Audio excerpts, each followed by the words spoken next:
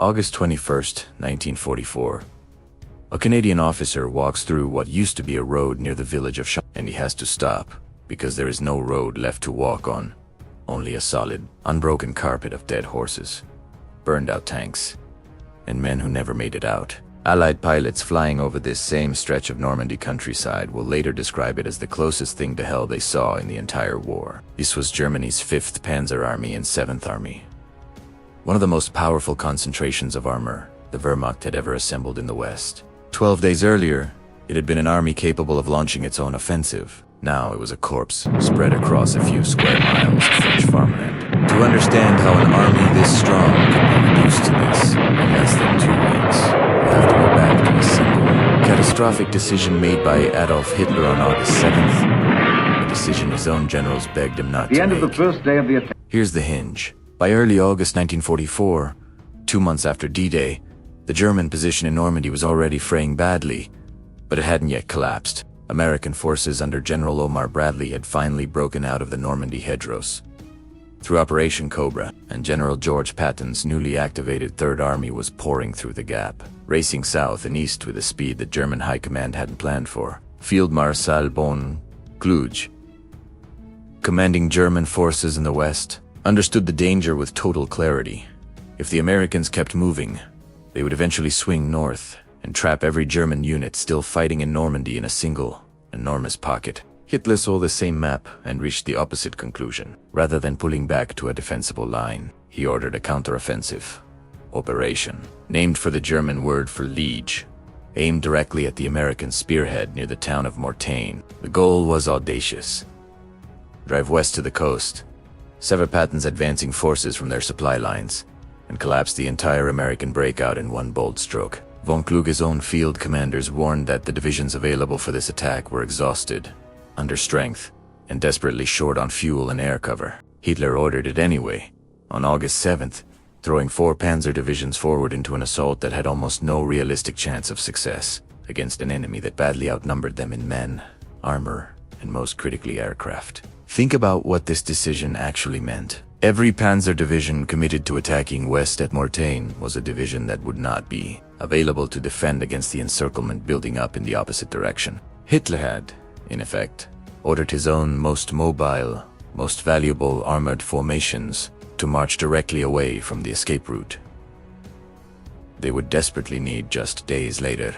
This is the doomed decision the rest of this story hinges on. Almost everything that happened over the next 12 days traces back to this single order, issued from a headquarters hundreds of miles from the actual battlefield, by a man who refused to believe his general's assessment of the situation on the ground. Operation Lüttich failed within 48 hours. Allied air power, operating in near-total command of the skies over Normandy by this point in the war, tore into the advancing panzer columns with rocket-firing Typhoon fighters and endless waves of fighter bombers. German tanks that had been committed to this offensive found themselves burning in open fields, their crews abandoning vehicles that couldn't even move without drawing a swarm of aircraft down on top of them. The attack that was supposed to sever the American advance instead handed the Allies exactly the opportunity von Kluge had feared from the beginning.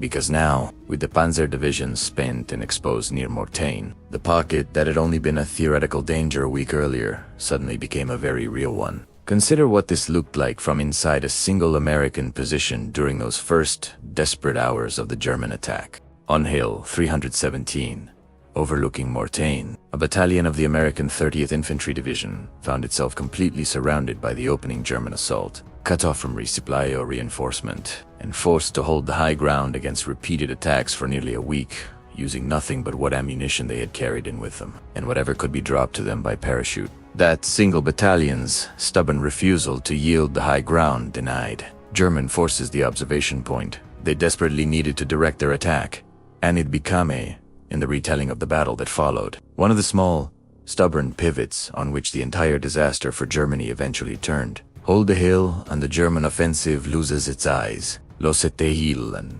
everything downstream from that moment might have gone differently. It didn't go differently.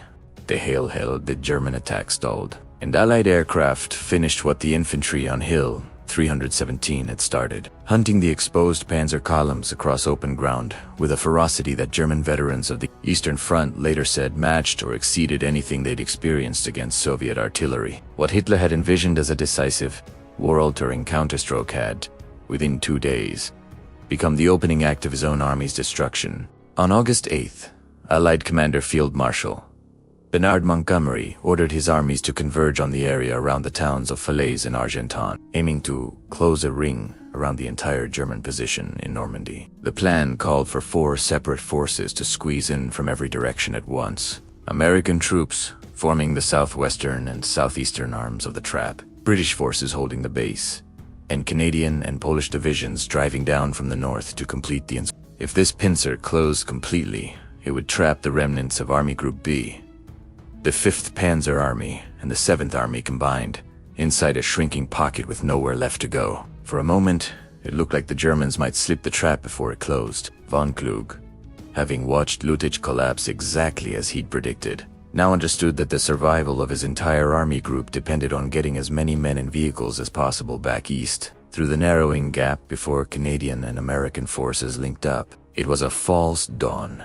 The corridor still open between Falaise and Argentan was already narrowing by the hour, squeezed from the north by Canadian and Polish forces fighting through fierce resistance from the 12th SS Panzer Division, and from the south by advancing American armor. What had briefly looked like a fighting retreat with a real chance of success was, in fact, a race against a closing door that was shrinking faster than the German columns could move through it.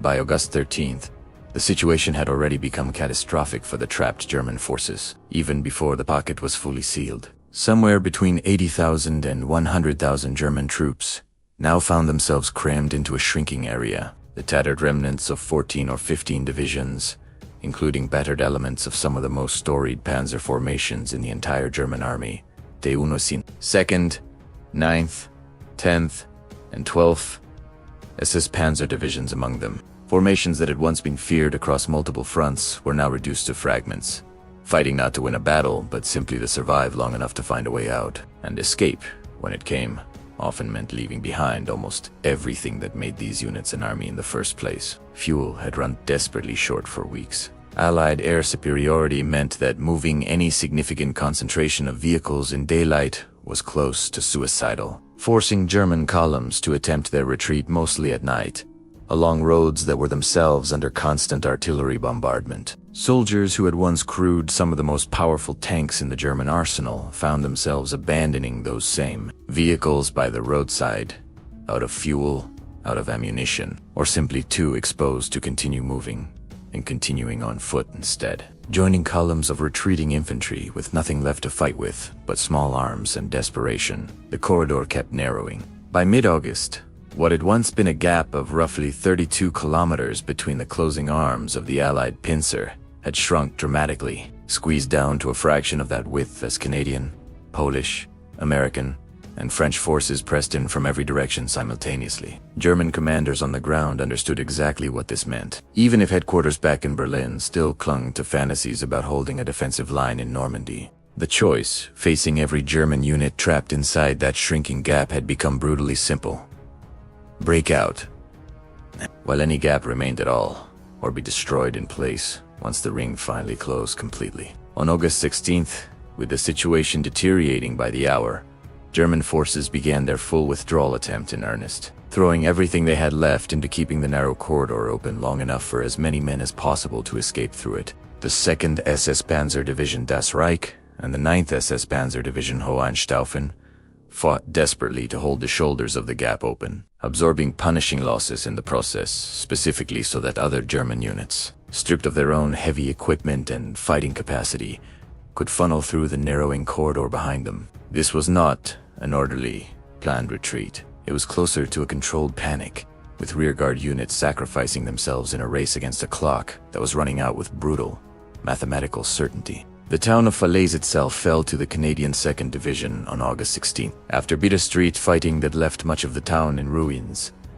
Nearly 300 French civilians survived a night of artillery bombardment only by sheltering inside the local church while the battle raged around them. The following day, Canadian forces completed the capture of the town entirely. tightening the noose still further around the German forces still trying to escape through what little remained of the gap. On August 19th, the trap finally snapped shut. Polish and American forces linked up at the town of Chambois, sealing the pocket completely and cutting off whatever German units hadn't already managed to slip through. What followed over the next 2 days was less a battle than a slaughter trapped German soldiers, many of them cut off from any coherent command structure, attempting increasingly desperate, chaotic breakout attempts against Allied forces who now held every advantage of position, firepower, and air support. Some individual units, like a French resistance-supported defense at one village that held a critical road open for 6 hours until nightfall, fought with remarkable tenacity even in these final, hopeless days. It changed nothing about the ultimate outcome.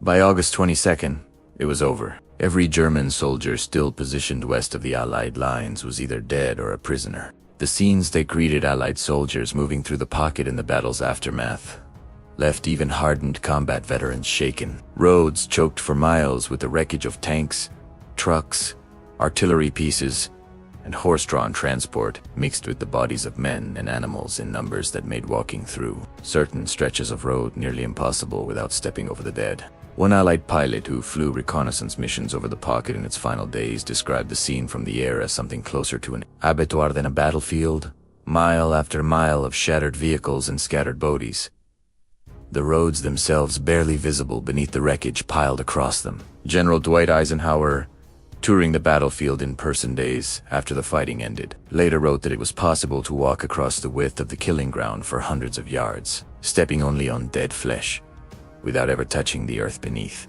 That description, coming from a commander who had already overseen years of brutal fighting across multiple theaters, tells you something about just how total this destruction actually was.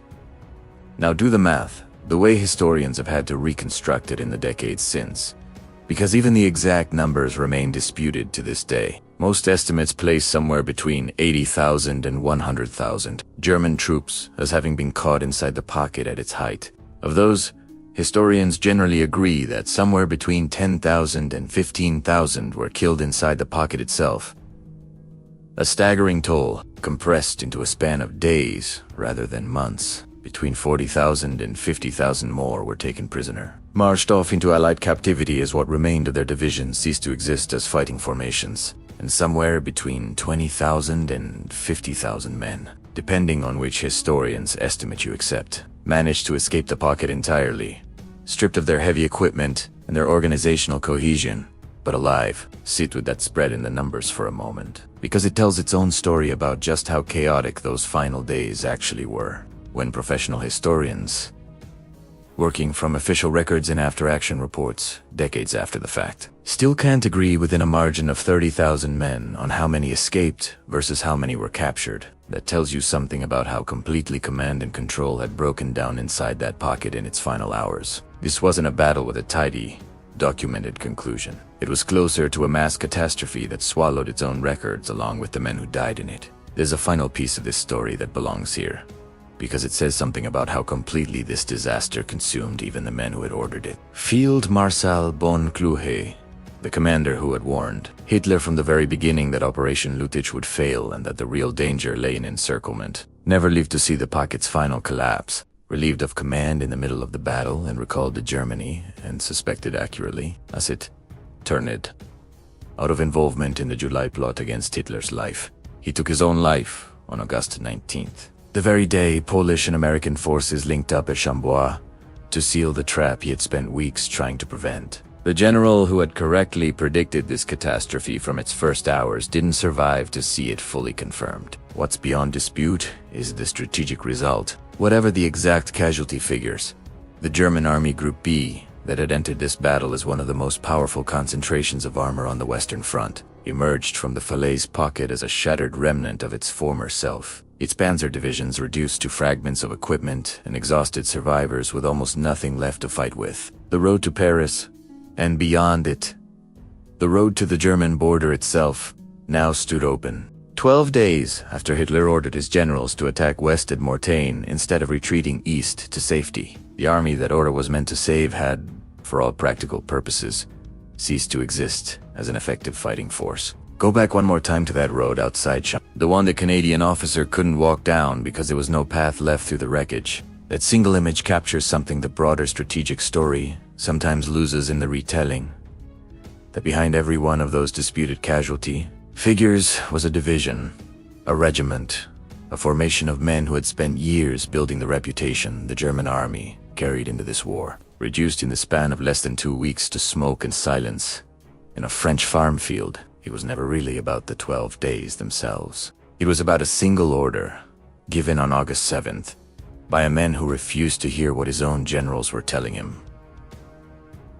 An order that sent Germany's most valuable armor marching in exactly the wrong direction, at exactly the moment it needed to be moving the other way. If you want to see what happened next, as the shattered remnants of this army retreated across France toward the German border with the Allies in full pursuit, that's the story of the race to the Seine, and it's coming next.